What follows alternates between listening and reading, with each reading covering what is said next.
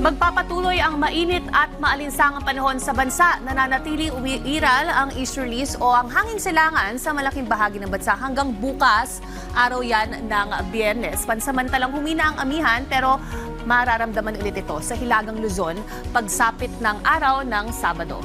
Bukas, magpapatuloy ang fair weather o generally good weather sa malaking bahagi ng bansa pero nariyan pa rin ang isolated rains o pulupulong pag-ulan o panandaliang mahinang pag-ulan sa hapon sa ilang partiyan ng bansa at sa ilang bahagi ng Mindanao.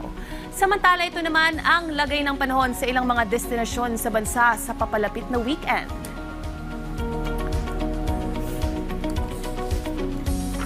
Ngayon, silipin naman natin ang tsansa ng pag-ulan sa ating metro cities.